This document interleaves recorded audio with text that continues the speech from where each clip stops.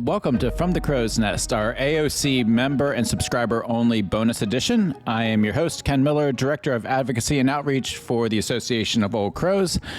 You can follow me on LinkedIn, or you can email me at host@fromthecrowsnest.org. Thanks for joining us today. In this episode, I am pleased to welcome back to the show author, subject matter expert, commentator, board now. and now officially my boss, Jeff Fischer, who is going to be a new member of the AOC Board of Directors come December. So, how are you doing, boss? I'm doing great. It's good to see you, buddy. It's good. It's good. So I want to thank everyone for joining us in the audience. If you are here for the first time, you don't. You can see us, but we can't see you. So please use the chat function on the right-hand side to let us know that you're here. Say hi. Say your name. Say your name if you want. Make one up. We don't care. And then through the hour, just feel free to ask any questions that you have of either myself or Jeff, and about any topic. Really, we'll go through a few things that are hot on the plate right now. But obviously, we're open to any questions you may have. So please use this time just to share your comments or questions. Let us know how you're doing. So with that, welcome to the show, Jeff. It's been quite a while since we've actually had you on, I think, or have talked to you. So how's everything going over in Austria? First of all, how are you doing? I'm doing good. I had a little bit of medical setback, but everything's great, and I'm looking forward to the AOC convention. Just sent in my slides today for my lecture, and watched the election from 6,000 miles away, which was far more fun, I think, or at least it was a lot more fun, less stressful.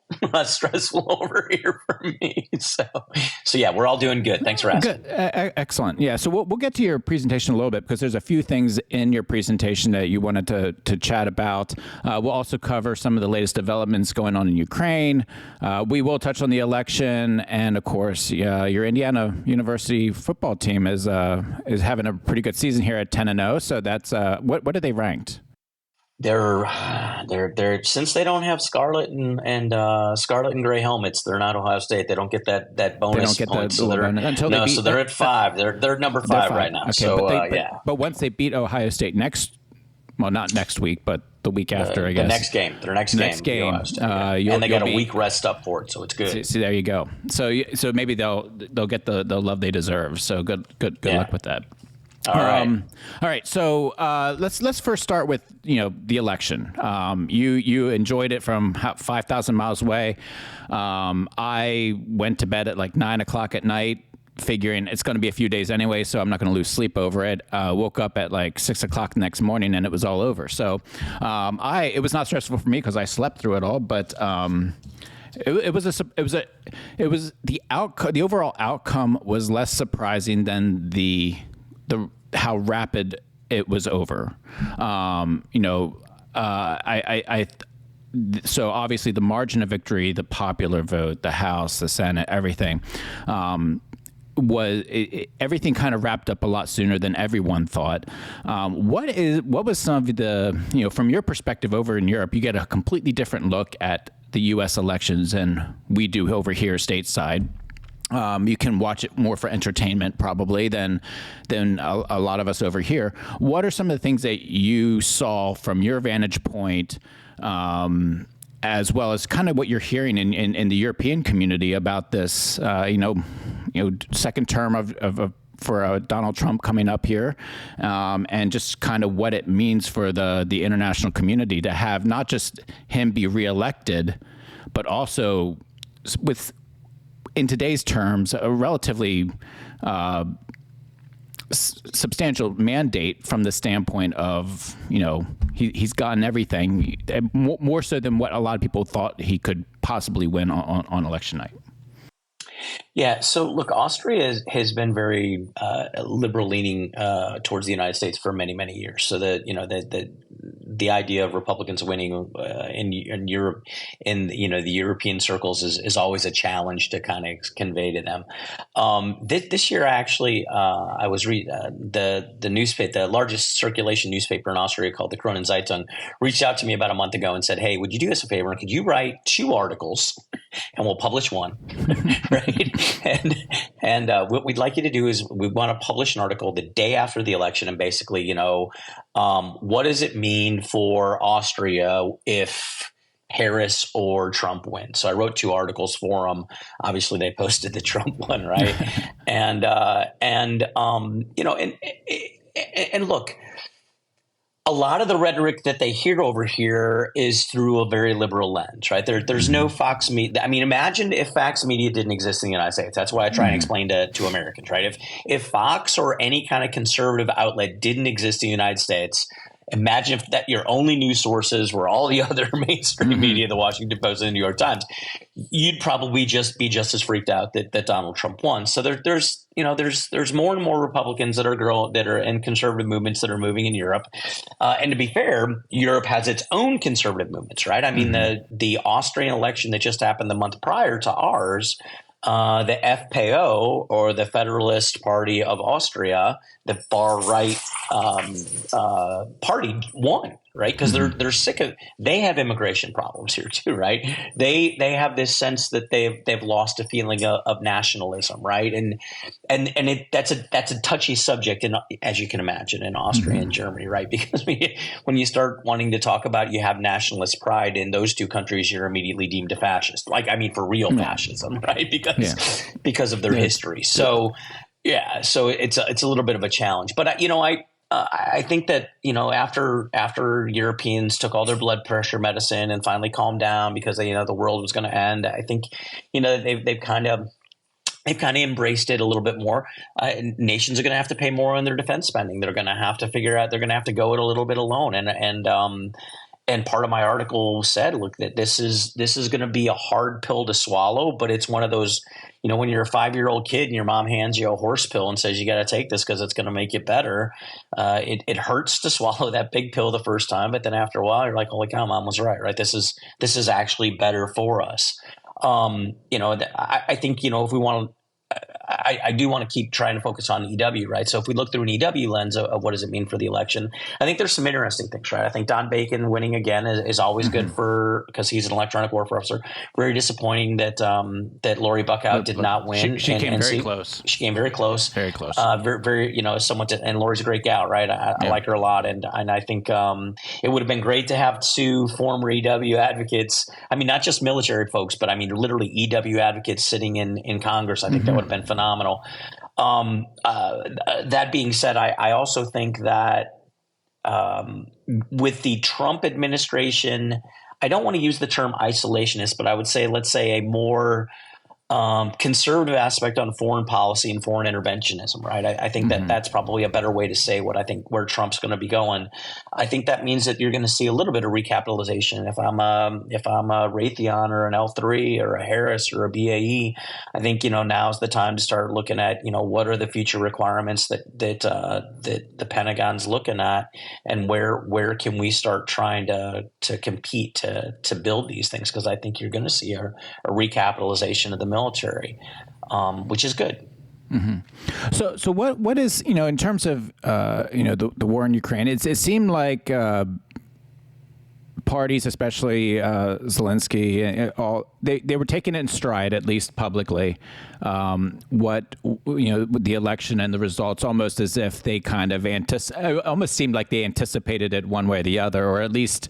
It was close enough, on election day that they were not going to be putting all their eggs in one basket for sure. But coming out of it, there's been a lot of talk about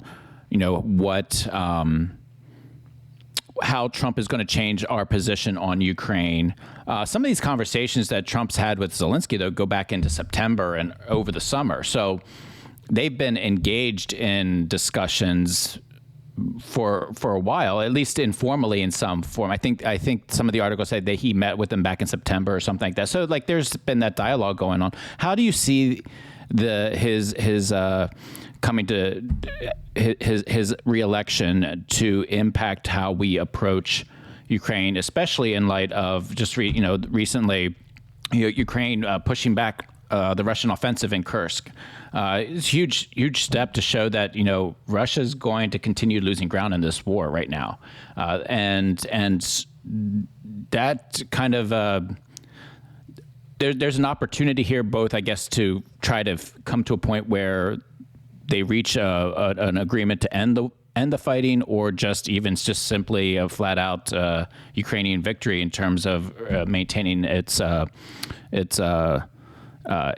territorial integrity. So what's going on? What is the mood over there in terms of how the war in Ukraine could be affected? Yeah, so I think in Europe they are not they're not pleased with the Trump platform, right, of where we talk about Ukraine. And look, I as much as I have been an advocate for Ukraine, Donald Trump winning is no one's raising pom poms and cheering for that for Ukraine, right. And because of these discussions that he's having, which is understandable. There's a couple things that I find really interesting in the past few weeks, right? So, or lead up to the election. So, the left and the mainstream media, and I'm excluding Fox News from that, who all had almost a dead heat in the election. I find it hilarious that they didn't know the outcome of the election or didn't have good polls, but yet somehow the Russians did, right? Because you don't mobilize 50,000 people in a day. Yeah. So this notion that Russia just mobilized 50,000 people and they've got a huge offensive going on in Kursk, I mean, that takes some time, right? And they would only mobilize if Donald Trump won, because why would you mobilize if you knew that Harris was going to have a continuation of the war, right? Right now, we're going to mobilize as many people as we can, and we're going to try and get as much land as we can before January, the inauguration in January, and then hopefully that's when we strike a deal.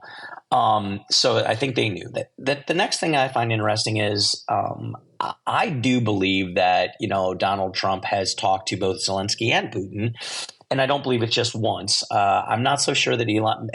There's rumors that Elon was in on the call. A lot of people be happy or sad about that. I would say if you invest like $100 million in someone's campaign, you're part of the family. So you're just going to have to buy that Elon Musk is going to be sitting in all these decisions for the next few. It's a fact of life. But my point is, knowing Donald Trump, not knowing, but understanding him as the way he's acted in the past, I think he's probably told both sides, you need to tamp it down and we need to start moving to negotiation. And the idea that Russia has launched this massive offensive probably angers him. And I don't know if Vladimir Putin realizes it, but I think he's literally playing right into Zelensky's hand, because if Putin goes too far, this is one of those things that could push Trump to say, look, maybe I got it wrong. You are an existential threat to our allies, and I don't want American soldiers after an Article 5 tick to go there. I told you to calm it down, and you didn't. And he hasn't gone completely loco on trying to, drain the swamp and kick out people who were, who were pro-Ukraine. I'm not saying Marco Rubio is pro-Ukraine, but he's clearly a long-term senator and a long-term politician. I think that there's some, I think when you look at, Grant, Nikki Haley and Pompeo weren't in that's fine. They can go. I think they're posturing for 4 years from now anyway, and not having decisions on their back's going to probably play well for them, right? JD Vance is going to own the decisions of his boss, and Marco Rubio is going to own his decisions for the Secretary of State. So I think, in 4 years, the election again for the primary for Republicans is going to be interesting. I don't want to sugarcoat it, though. I think that that if you're a Reagan Republican who's like a long-term kind of traditionalist Republican, and I don't use the word neocon because I still have yet to find anyone on social media who can give me a viable definition. I hate that, and I hate the rhino, that they're crazy mislabeling names, right? So, but until someone can give me one of those, I don't use it. But this is clearly. This is clearly time for those folks or folks like us to kind of reconsider. But good, I think, again, good for EW. So.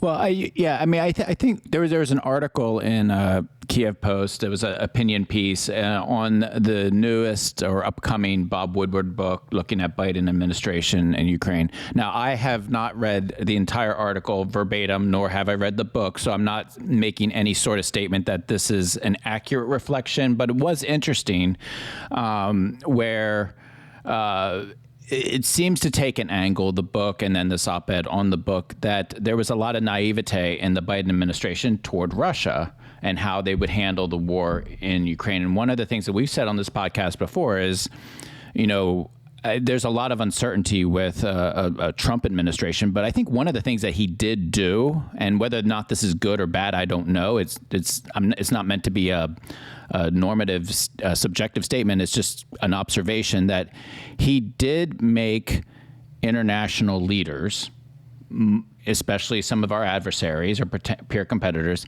rethink their risk equation in terms of how to engage or function with the U.S. in terms of what was he up to. And I think that element probably is going to play very interestingly in this war, because it's very easy to think like, well, Trump could be in one position, but he can easily change a position and think something completely different depending on the information he's receiving. So like he could go from little Marco Rubio to, hey, will you be my sex state? Right. Exactly. And there was even in his first term, they made a lot of points about, kind of, it echoed the Nixon administration, where, like you had the Mad King almost, being controlled by and so that inability to really know where he's going to come down on, it creates an uncertainty, but that's not always a bad thing when you're trying to deal with some, world leaders or adversaries that, at least up until now, at least from this article, talking about the naivete of the Biden administration toward Russia, not even thinking that they would actually do what they said that they were going to do, and not even really maybe making sure enough preparations were made from the U.S. perspective when the first attack happened. So, in terms of like leadership, what do you think is going to respond best in this region? Is it something that's more like, that's, lifting up, what type of leadership attributes do you think are going to be most productive in Europe in 2024, 2025 moving forward? Yeah, so that's a great question, and I don't want to bog down people with all the different leaders of Europe, right? Because I think that would be a challenge. And by the way, before I get to that, I saw a leak from the White House that said the White House was 50-50, right? So imagine this, that the National Security Council was under the belief, I'm not saying it's right or wrong, I'm just telling this was their belief, right? That Vladimir Putin, it was a 50-50 chance that he was going to use a nuclear weapon. I mean, I don't, and look, I don't have the intelligence, right? I get it, right? But I just have a really hard time with that, right? And I have a hard time, number one, that information is true. Number two, I have a hard time believing that the United States leadership in the executive branch, if it believed that, was not taking cautions and preconditions to set in motion the protections required for their allies and for their own citizens, right? I mean, I remember you're probably too young for this, but I remember, going during the Cold War, getting, not that it would matter, but going under my desk, right, for the nuclear explosion, going in the hallway, and of course now I know that's not going to save you, but to let your people blindly believe that everything's fine, I think is wrong. But so let's go to Europe, right? The Polish legislative branch, when they heard that Donald Trump had won, gave a standing ovation for Donald Trump. Right. So this is one of those nations that doesn't have the stigma of being nationalist because they didn't lose World War II. Right. Mm-hmm. And they can get away with it. But a lot of people on social media immediately pointed out, look, Poland clearly doesn't feel threatened by Russia because, they're applauding Donald Trump and Donald Trump's going to leave NATO. And of course, you have to push back on that because the truth of the matter is the reason their legislative branch is applauding Donald Trump is because Poland, by GDP, is outspending the United States right now on their defense budgets, right? And Donald Trump said, hey, I want everyone at over 2%. I think he said 3%. Don't quote me on that, but I know he said more than 2%. And so Poland's like, look, we got an ally. We're doing exactly what he said. Mm-hmm. And so these guys are like, look, we're happy he's in because he's going to come to our aid. We're outspending. We're doing the right things. So this leads other countries, Germany, France, Spain, Italy, to start to realize, like, okay, dude, we really have got to spend our money. And those leaders, unfortunately, are in a very difficult situation. I had a very, I want to say challenging, but I don't want to be mean to the lady, but I had a very stressful discussion with an Austrian woman 2 days ago at the facility I'm in right now. And, she was like, look, Austria is fine. What could happen? This is, blah, blah, blah. And I said, well, you're all alone. What about your military called the Bundesheer? And she laughed and said, our military is a joke. And I said, well, yeah, I don't disagree, right? I think they're stronger than just a joke, but I don't think they're going to stave off, a massive invasion. And then I said, you don't have an alliance. I'm like, who's going to come to your aid? And she said, well, we have an alliance. We have the European Union. And I kind of chuckled. I said, well, if you think the European Union's your alliance, you're high. And there was and this is probably very telling for your audience, right?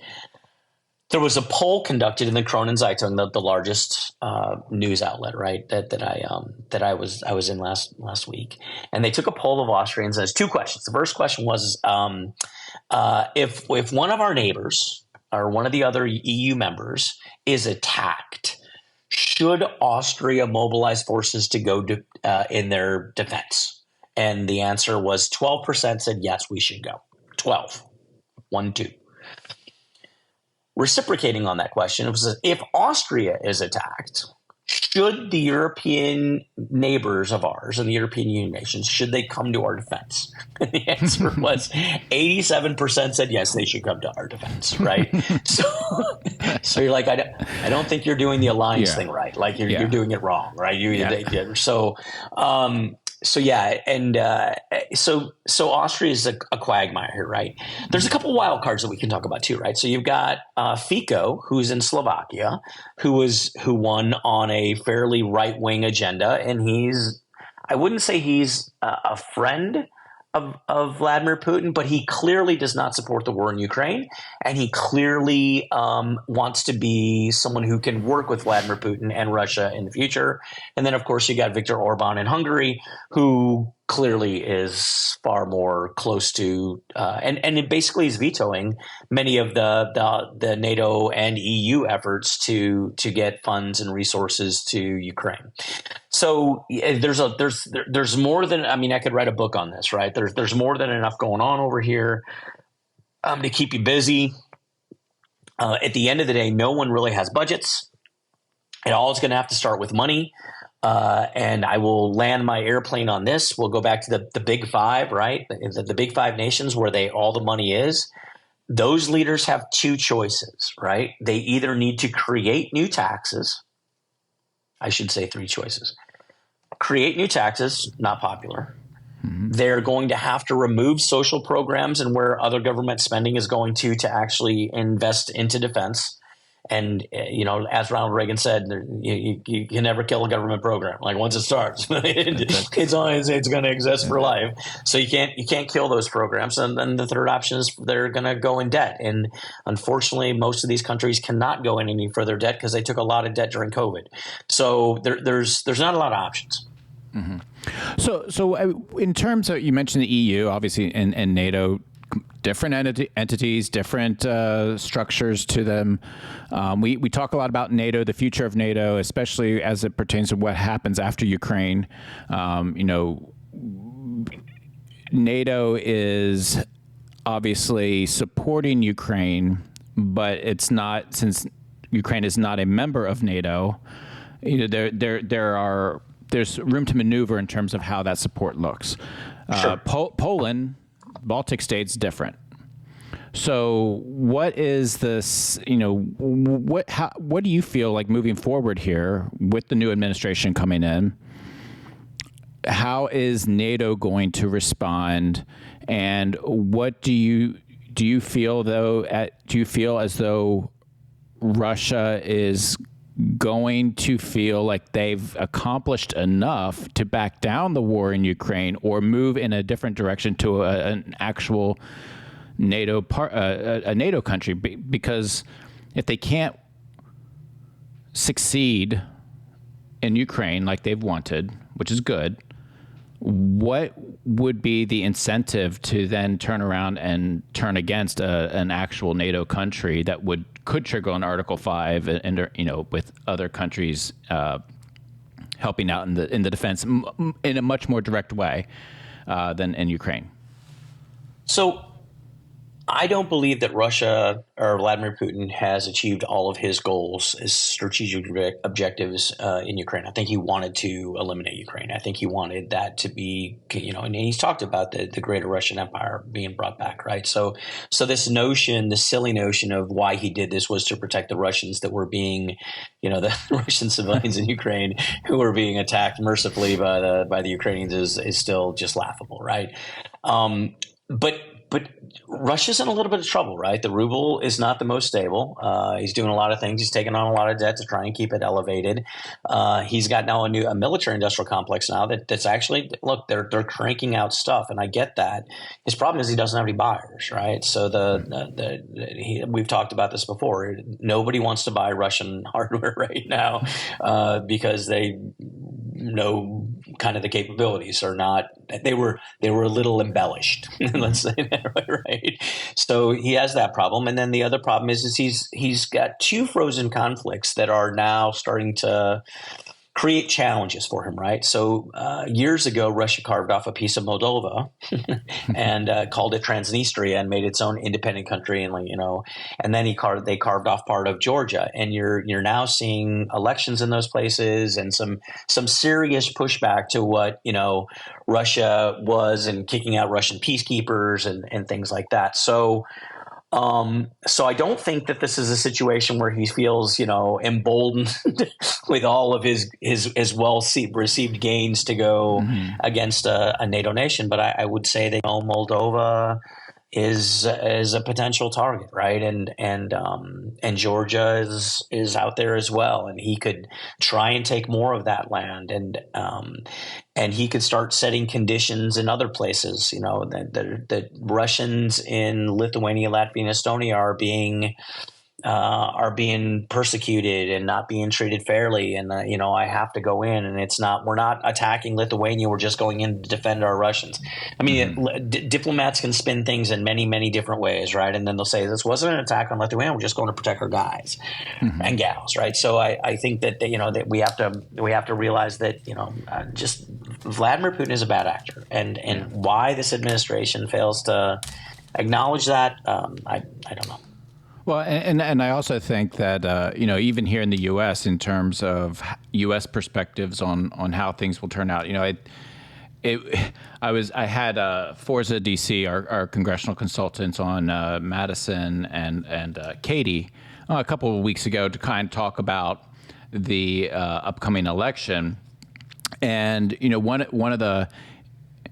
one of the narratives coming from obviously the Democrat side over on Republicans was that the Republicans they like Putin and they think he's a good leader and all that, and I always laughed at that because I felt like that was just kind of political exaggeration.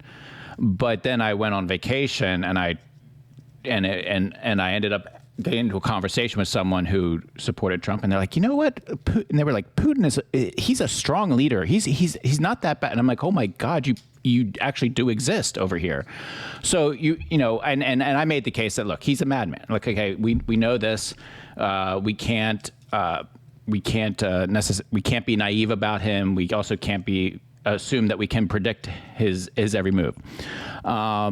How do we need to step aside from Trump and Biden and President? How do we as a country need to view Russia as an existential threat, as a peer competitor? I mean, what is the proper way to think about Russia and these global adversaries or peer competitors that we have to confront in a range of whether it's military or economic scenarios that we need to have a proper understanding of who they are? Yeah, that's the $1 million question, right? Because That's why I'm asking you. it's one Yeah. it's Go one ahead. thing to say that you've got Vladimir Putin as a madman, and he's very strategic, and he can be a madman and a brilliant man at the same time, right? And that's a dangerous combination. But he's got nukes, right? And that's the challenge that any future, and the current and future administration have to deal with, right? And the fact that you can't push him into a box so far that he unleashes or feels like he has to strike back and recoil with some kind of nuclear attack. Again, the notion that giving Ukraine all the ability to use weapons without any stupid rules of engagement on them and limitations, which could eventually push Russia back to the 1991 border that was recognized in the Budapest Memorandum. I have a hard time believing that was putting Vladimir Putin in such a box. It was pushing. I mean, not taking any land. We're not challenging Leningrad, Stalingrad, and in Moscow, any of your big cities. Right? We'll go strike them because your logistics out of there, but no one's invading them. No one's taking the streets. How that would push him to a nuclear response, I don't know. So, and perhaps maybe maybe in 20 years we'll read the intelligence on it and go, oh, okay. And then we'll go, oh, okay. Well, I understand why now. But usually those buildups and those precursors are someone's, pulling nuclear warheads out of storage that are mounting them on missiles. The missiles are moving around to launch locations and all that kind of stuff. Again, although if I was Vladimir Putin, I would do that stuff, right? I don't know.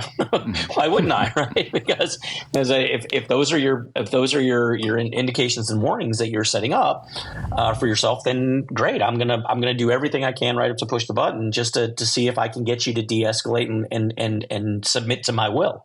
And I think they did. So your next act to follow here, obvious after this show, is you're going to be coming to AOC 2024 in December 11th to 13th. You're speaking on day 3. Is it day 3? Yep, the Friday. Yep. Friday the 13th. One of the last speakers. Friday the 13th. Well, I mean, that's the reason, because we want people to actually stay. And the best way to do it is to put you on stage, because we know that, you'll attract the crowd. So thank you for speaking then. And you're actually going to be on our live show that we do on day 2 at 4:30, where it's just kind of a Q&A with the audience and just a live show there.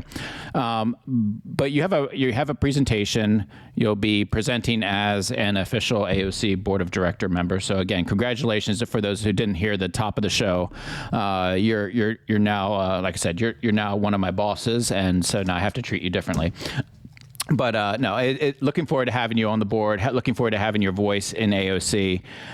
What is going to be your message then at the convention? I have your slides here, but I don't want to give away all the good details. But what is your message to the audience on I got to start by saying I'm extremely excited about this presentation, right? And I've spoken at, I think, 5 or 6 different annual AOC events, right? And I've never been as excited about a lecture, right? Living in Austria, in a neutral country, and having a neutral IP address and a neutral nation, and having some interesting access, I did a deep dive into the electromagnetic spectrum and what's going on between Ukraine and Russia. Last year I talked about it. I'm going to grade myself on last year, so I'm going to pull my predictions. I'm going to see how I graded myself. But this deep dive, I found out some things that are just absolutely unbelievable, right? I'll give a couple examples, right? So the first one is, well, neither side has achieved air superiority, like we know from conventional warfare. The notion of understanding that air power is really important isn't lost on them. right? But this is almost like the poor man's air power, right? So they can buy drones and they can invest in all these things, and it's just fascinating. But it's almost the amount that they need has driven them to almost everything's commercial off the shelf, right? So imagine this: you have commercial off the shelf stuff going to war nonstop, day in and day out. Here's the one example. Imagine if you buy a drone and a drone controller, right? And you buy it from Western outlets like Amazon. In that drone controller, there is software, and that software has certain ramifications and certain settings and certain firmware that actually create limitations that fall in line with ICAO standards and FAA standards and all these things. So that the seller basically doesn't get sideways with federal governments, right? Frequency ranges are blocked out because, different countries have different emergency frequency ranges and stuff like that. In Russia, they have software called Zombie 1001. It's firmware that when you go out and you want to be one of these drone controller guys, you go buy your own controller, and there's a list of locations you can go to download the firmware called Zombie 1001, which unlocks all those frequency ranges. And not only does that, but actually puts chatter, chirp, freak hopping, and a lot of these other EP techniques into the system on a commercial over-the-shelf way, right? So you go out and buy drone X. You run down to your Russian Walmart, some dude plugs in your thing, and you've got a fully operational, combat-coded, capable drone controller, right? So now you've got a drone controller. You go near the front line. The Army guys kind of build together a first-person view drone. You link the channels up, and now you've got a controller that goes in. It is fascinating. Second, I talked a little bit about Russia. I'll talk a little bit about Ukraine. Since Ukraine is going commercial off the shelf as well for many of their things, I wish this was an exaggeration, but this will blow your mind, especially if you're a U.S. kind of military or a U.S. kind of military industrial complex guy. The helpline for Ukraine for their ECM and their UAV systems is a Facebook page. I'm not joking, right? And it's open, like you just join. I mean, if you can read Ukrainian and stuff like that, but there's a Facebook page out there dedicated as their helpline for them to help, for anyone who's running commercial off the shelf technology to run their drones to do stuff. It's fascinating, right? I mean, those are just two of the very small examples that are in my briefing. So you can imagine if those are the two that I'm willing to share, because I don't want to give away my biggest piece of the pie, right? Yeah. It's just absolutely fascinating. Well, I mean, we've talked in the past about the democratization of EW, getting out to warfighters. I mean, the way what you're describing almost sounds like that democratization is so much wider effort in terms of just pretty much you don't even have to, I would imagine, reading between lines, you don't even have to be a trained military personnel to contribute to this. If you can just get stuff off so how does that change the equation in terms of how do you fight in the spectrum, or how do you integrate it with normal operations? It's crazy. I mean, it's imagine this. Here's another one. I'll give you one more, right? I'm not going to give away my whole briefing. I'll give you one more, right? Okay. So these Iranian-made Shahed drones, right? Mm-hmm. These drones are loaded with munitions. They're given a waypoint. They're given waypoints and an endpoint, and they're basically not controlled, right? They fly in, and there's no one controlling them. Well, the Russians thought, these things are kind of flying over areas where we know that there's, concentrations of Ukrainian forces, and, we'd really like to kind of know what this thing's seeing as it's flying in. They went to Amazon and they bought those you'll see the picture. It's hilarious, right? They bought commercial off the shelf, kind of like security cameras. They duct taped it to the bottom of the Shahed, and then they installed in the Shahed drone a 4G/LTE cellular card that basically one-way transmits exactly what's being seen all the way back to someone's WhatsApp, live video feed or FaceTime video feed, so they can kind of see. So now you've got like not only homemade electronic attack and homemade electronic protect, now you've got homemade electronic surveillance, ES, right? They're literally covering the whole domain doing stuff, but it's fascinating, right? There's someone there watching the waypoints, and it's all throwaway. As soon as the Shahed drone hits its target, it's all destroyed. It goes back to Can you talking I about mean, I know you have my slides and we're not sharing them, but do you see the picture that I'm talking about? You didn't see it? Yeah. It's hilarious looking, isn't it? I know. It is. There's no aerodynamic quality to it, whatever. And literally, when I say it's duct taped on, it is no kidding. Duct taped on. Duct taped on, yeah. Yeah.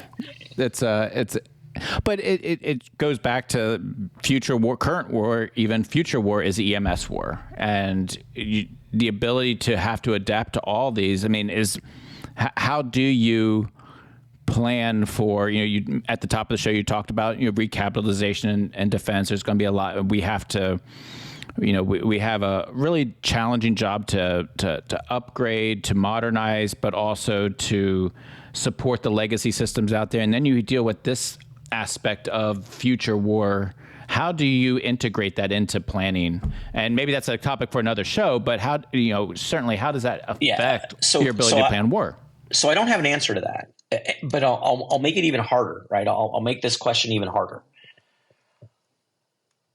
For probably all the right reasons, there were leaders on the U.S. side, and I would also argue leaders on the Russian and Chinese side that did everything they could to keep the EMS domain a battle space that would be a high-end war, right? We're building compass calls, we're building prowlers, we're building growlers, we're building, all the airborne ELINT systems and jammers. Everything was always high-end. And that intent to keep it high-end would hopefully stymie this anyone who wanted to get into the low end, right? We leveraged governmental agencies like the FAA and said, you can't use this drone and this frequency and you can't do this. And look, I don't know why we didn't learn our lesson, right? I mean, I remember years and years and years ago, they said you're never going to have a pilotless airplane going out there. And finally, a former Navy admiral in his garage built, an MQ-1. And it wasn't even the Air Force that bought the first one, right? It was another governmental agency that bought the first one. And then now we're sitting on MQ-1s and MQ-9s like crazy. The desire to not have unmanned aerial systems was stymied for a long time, but then eventually it just exploded. Mm-hmm. Now you've got the same situation in Ukraine, right? Ukraine and Russia went to war. They could not maintain the high-end level war. And now you've got, no kidding, as I said, it's like weekend warriors at the bazaar, man. Like, I'm going to go buy these controllers and, things are flying all over the place. I hope – maybe I'm wrong. Maybe I'm going to get up there and give this briefing and it's going to be a complete dud and everyone's going to go, oh my God, I can't believe I stayed for it. But the other things that I found are literally so fascinating, right? And how do you now integrate high-end, low-end warfare? It's a tough question. And I think that just like aviators struggled with the how do we do the manned-unmanned thing and have finally kind of come around to some doctrine, we're going to need some really smart electronic warfare folks, younger guys. I'm too old, man. I'm on a board of directors now. I sit around and smoke cigars and drink scotch. But right, and then I tell you what to do, which if you ever tell me I'm your boss again, I'm going to fire you because I like being your friend more than I like being your boss. No, so look, it's tough, right? It's really, really tough. When I was in Compass Call, right? Mm-hmm. I remember flying in Iraq and in what was called the SPINs or the special instructions in the air tasking order, there was a section and it was called the JRFL. And my EWO friends will know what this is. It's the Joint Restricted Frequency List. These are the lists of frequencies that you can't jam because they're being used by either good guys or we're listening, don't touch them. And as more and more and more and more stuff comes in, right, eventually every frequency is going to be on the JRFL. Like there's not going to be a free frequency. Like what do you jam? And my briefing talks about that, right? What happens when the spectrum is so packed that it can't be used? because there's an answer to that too. But I'm gonna end there. But that'll be a good teaser for the presentation. So if anyone's listening to this and they're not already, again, this episode's only for AOC members. So hopefully most of the people who are listening already have plans to attend. But if you are listening to this episode and you do not have plans to attend, now you have a reason to do that, because I think that it's going to definitely the entire convention, not just your presentation, but I mean, we have a tremendous amount of speakers and sessions.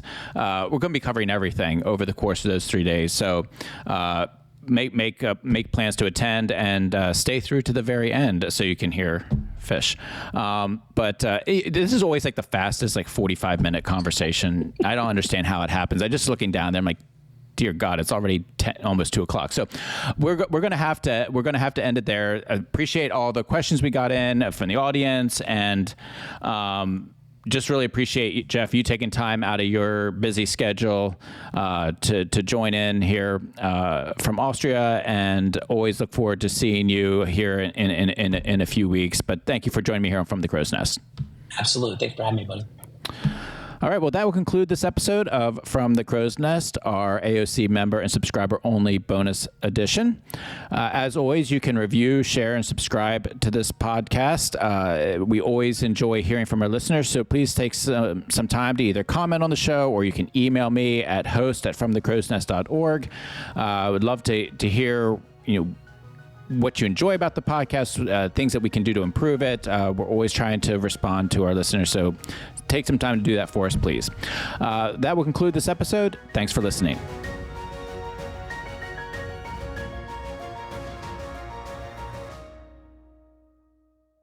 Vox Topica.